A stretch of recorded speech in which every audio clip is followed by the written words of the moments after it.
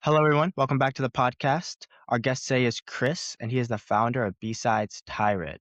To start us off, can you share a little about yourself, Chris, and your experience in the space? Yes. Like I said, my name is Chris Bingham. I've been in cybersecurity really since 2020 when I first got into it.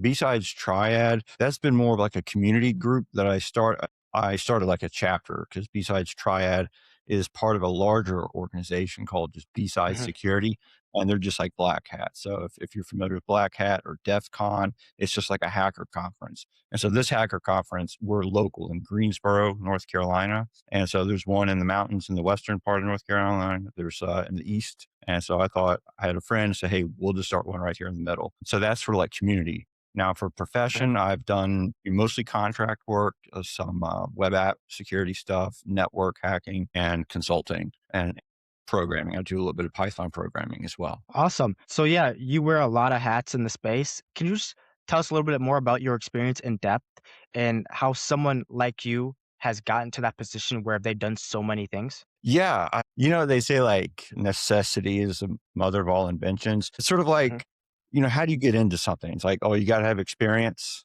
to get a job. Then if you don't have experience and, that catch 22. So I was just like, I'm just going to Hmm. invent my way into this space. Right. So Hmm. that's what Besides Triad was. It was just like, okay, I'm just going to start one of these organizations. If you build it, they'll come. And that like was like my gateway that got me into it. And ever since then, so that's how I got into the cybersecurity space. In terms of like Hmm. more detail of kind of what I'd done.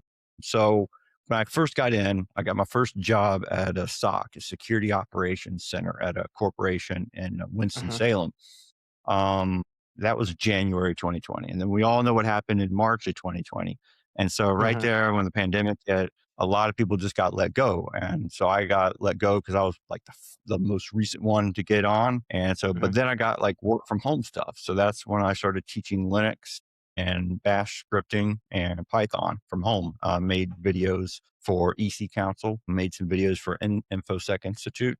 And then Hmm. by 2021, I was getting some gigs for web app security, helping out with CICD pipelines. That was a fun one. And then also doing like a network pen test. And then Hmm. after that, I got on with a really great company called Invisium. They're not around anymore. They got bought out. But that's where I was doing like web app security consulting with Hmm. a very large corporation that we had as a client. And so Hmm. that was a great job. But now I'm kind of doing more like gig work. Awesome. Could you, for those that were looking to break into the space like you have, and kind of, it sounds like I like how you brought up it was a catch 22. You said that you were going to have experience in everything. So you can literally do anything when it comes to IT in any specific niche, when it comes to web testing or the cybersecurity or pen testing, whatever.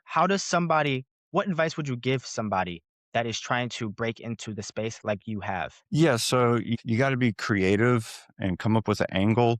So yeah, experience is always the best thing. So if work experience is something you're having trouble getting, which I mean I did too, you gotta like see because it's such a technical skills based profession. Mhm. Demonstrate that you do know some things or you have some experience. So there's like hack the box.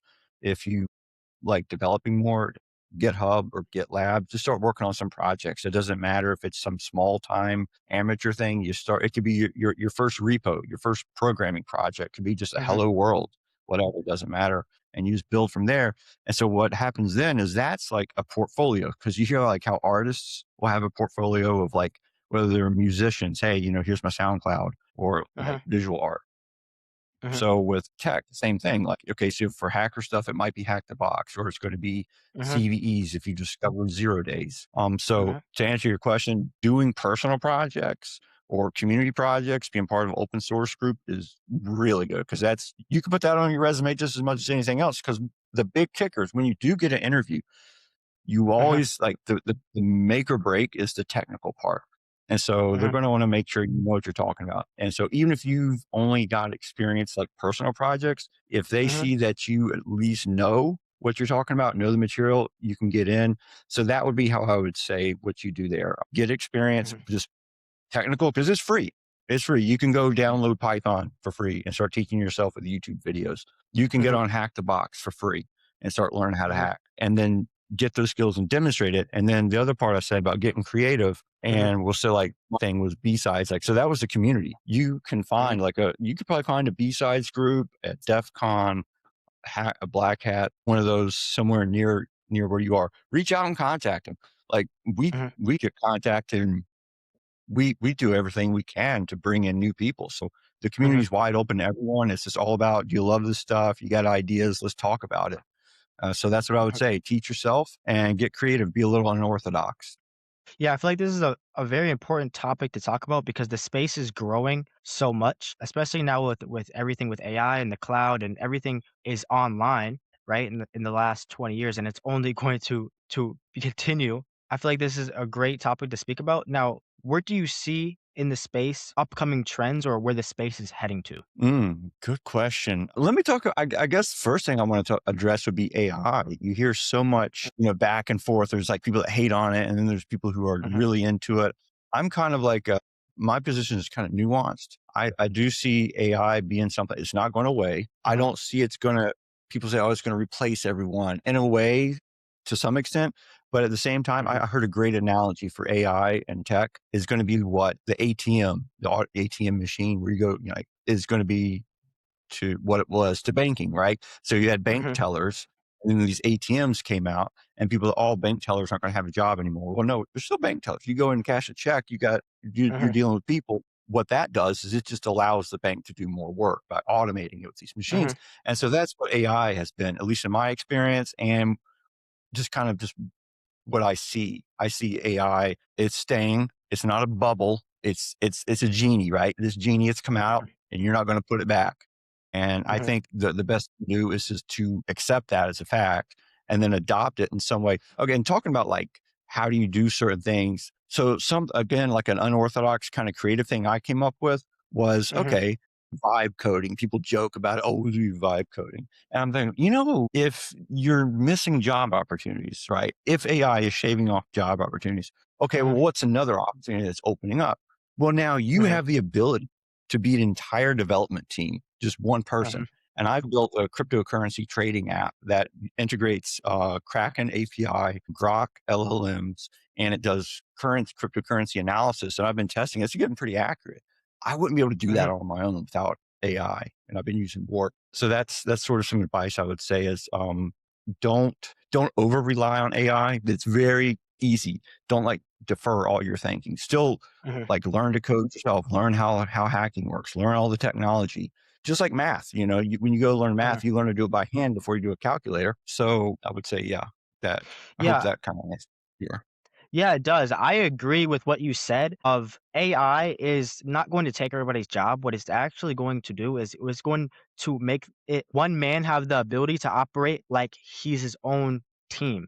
Instead of having to Hmm. have a team of 10, a guy with him and his AI, if you whatever you're using with all these AI applications that are coming out like Claude Code, etc., he's able to have the output of somebody with a team of 10 other people. And that is so powerful because it makes it to where the people that work the hardest and the winners are truly going to win more because there's less limitations on others and just it's more on Hmm. them. So if you are someone that is, a go-getter that's willing to work extremely hard in any space, like the analogy you used of ATMs didn't make it where bank tellers didn't have jobs. People want to, speak to people when they go to the bank, right? Hmm. If you are someone, you are going to allow yourself to get replaced by AI. AI won't replace you as long as you're not letting yourself be replaced by AI. It is going to be an overall net positive.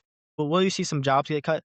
Possibly. But for those with the you can't AI cannot take away someone's experience like yourself that's seen it all and their knowledge. That's how I see it.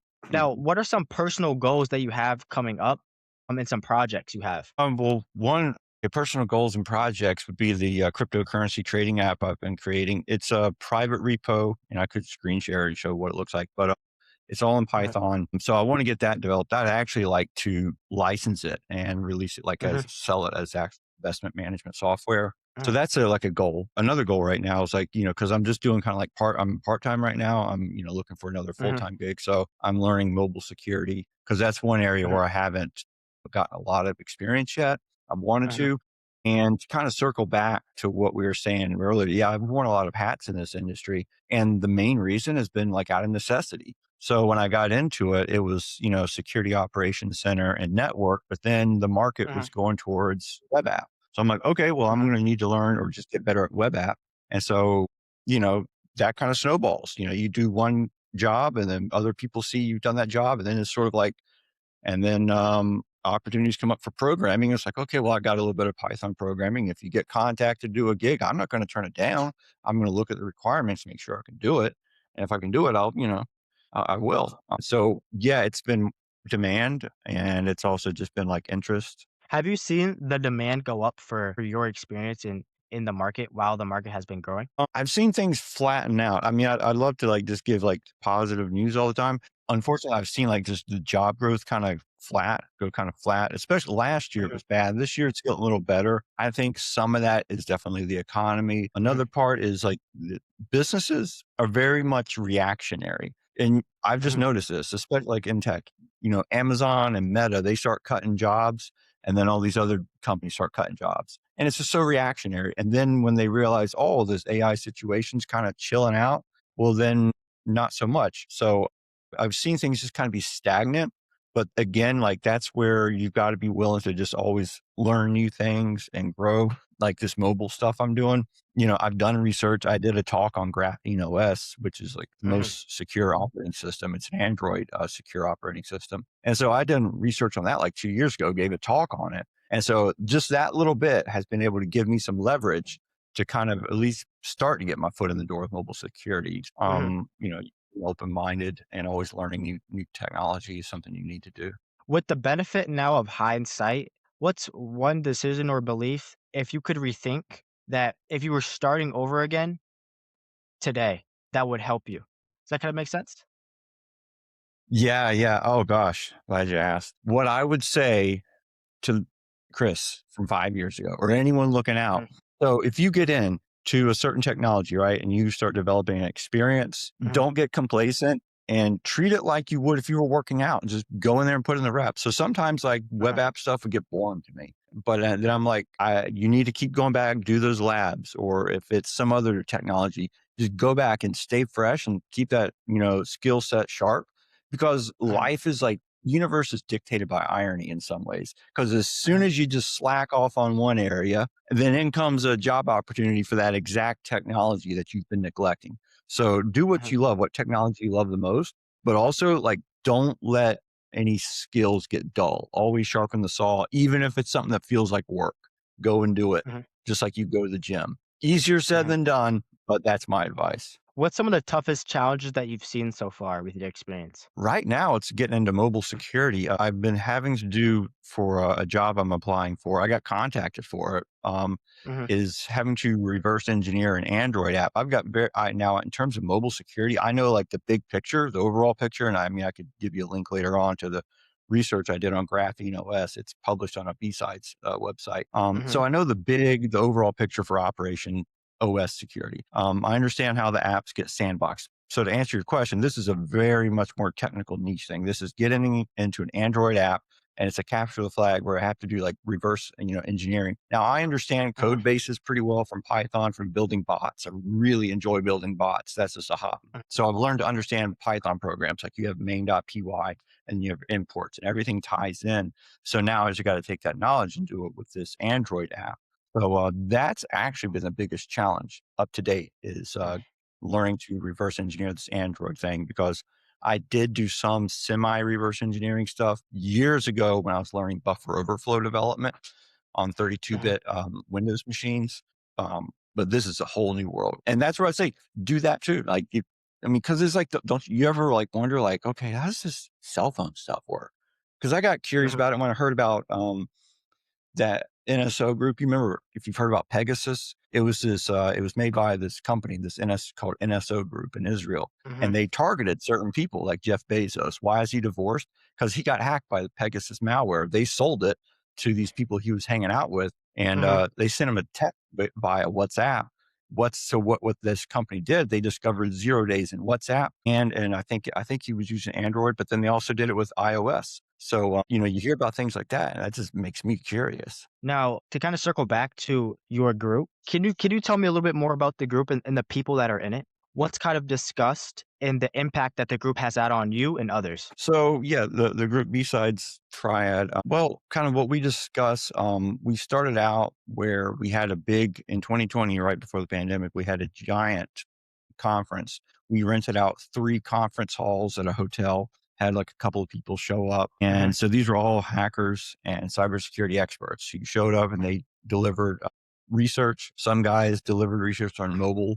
Some guys were doing mhm, API stuff. Another group was talking about how they found 0 days in Windows and Microsoft Office.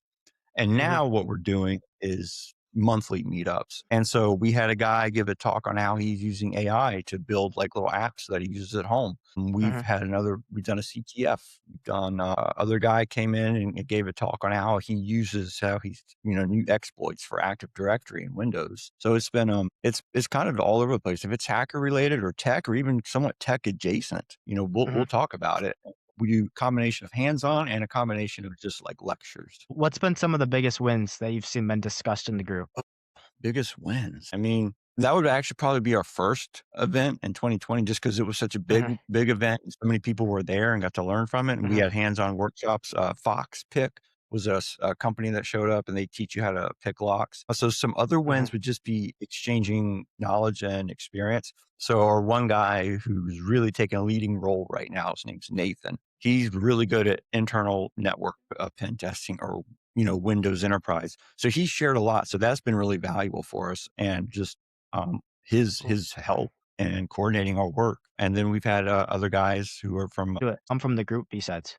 It's been community growth, community people learning, and also just the organization growing. So I mean, in terms of wins, I guess I would just say more people being exposed, more people learning, and everyone's kind of exchanging ideas. So everyone involved sharing that information has been a win. Now, what has been the impact of this group on you and others in it? Okay, biggest on me has just been like it put a spotlight on myself because it's like all of a sudden this guy out of nowhere with no experience in this field is starting up a security company. Mhm. So for me, that kind of helped me get my foot in the door, get my career started in this direction, in this field. And so that helped me out in that way. And then what was the second part of the question? Just how has it been impactful for yourself as well as others in the group? What impacts have you seen the others in the group Yeah. And have so received? Okay, yeah. So in regards to how it's impacted other people in the group, it's also helped their careers and get them kind of put on the map, so to speak. Like Mhm, the guy who helped me found it, his name's Ian. He runs our website. And so he's been mhm. able to participate and network. So it's been a tremendous amount of networking opportunities and everyone to grow both in their skills, their knowledge, and their careers based on the networking that you have with this community group. Awesome. Would you say that this was a big step for yourself, kind of going into a big leadership role? Yeah, tremendous. It's not something I haven't done before. In fact, Mhm, years back when I was in community college, I was going to study economics, mhm, and again, I was like, well. Shoot, I need to get experience. I heard about this group called Students in Free Enterprise, and I started one of those mhm, clubs. And so yeah, it really it helps me, and I would advise that for anyone else. If there's something you're trying to do, if you're trying to get into cybersecurity or something adjacent to it, don't be afraid to just invent, mhm, to take a leadership role and start an organization, whether you're starting a chapter of something that already exists or something that doesn't exist. Like I actually did start an organization, and it's still a mhm, YouTube channel now called InfoSec GSO. GSO is mhm, Greensboro. I started that in 2019 before I started the B-sides. So I say be bold. That's some more yeah, advice. If I could give my mhm, younger self, be bold. Like do not mhm. care what other people think. Do, within a, reason, but just be bold, take those chances and invent and create. Yeah, I would agree. I think when it comes to any market, not just cyber or IT, if you want to fully learn something, the best way to learn, the most quickest and fastest way to learn is to just be surrounded by it, is to just swim in an ocean of it. And what I mean by that is dive in. actively network, actively talk to people in that market because that is going to fast track you to learn exactly how they speak, how they think, and everything about them in that market. Hop on calls with them. Anything that you can do involving them, go and do it. And that will just fast track you to exactly your goal in that space. So I love how you talked about that. Now, Chris, where do you kind of see yourself in this space in 5 years? Now, that's a long ways away, but what are some of those dreams and aspirations that you see yourself hopefully fulfilling in these next couple of years? Yeah, that's a good one. I definitely want to, obviously build my experience up. So double my experience level. Obviously just continuing to grow my career. I want to have some kind of entrepreneurial project spin off, Hmm. so I keep trying different angles in that. So that's where I'd like to see myself just continuing to grow my experience, grow my career. Obviously, money's, is going to be in that too. So yeah, that's where I'd see myself. Do you ever see yourself starting, maybe you're opening your own business like an MSP or a cybersecurity firm or anything like that? Yeah, I mean, that's something because my friend Ian, who helped me start this BSides Triad, he, works for MSP, Mhm, and he actually started his own cybersecurity company, and I work mhm, for him actually a little bit on the side. It's called Sigil mhm, Defense, and so I've thought about, like, some of the software I've created. Like, I created or was part of an open source project where we created, mhm, security hardening software for the Linux operating system. And so I thought to him, wait a minute, if you part of your security business is selling, software to your clients, security software, maybe we could sell my stuff too. So I'd like to go in business either for myself or with someone else, mhm, creating, inventing their own things. That's always good. You got to have a lot of opportunities to have like different balls in the air because if something mhm. falls, you can catch another thing. Agree. All right, Chris, to wrap this up, what is one thing that if you passed away tomorrow, right, that you would wanna leave with somebody that is aspiring to step into the market, and step into the space? What's something advice I would give them? Mhm, I'd say, yeah, be very bold, be courageous, don't care what people think, do, what you love in this space, and start things, invent things, create an organization, and don't be afraid to try new things. Don't be afraid to apply for a job that you don't think you're qualified for, because you might just mhm, be able to learn or teach yourself into it. mhm. Awesome. And then I don't think when we touched on the cloud, or anything like that. I kinda wanna touch around that. Can you talk about your experience with the cloud? Now, everything has seemed to be running through the cloud.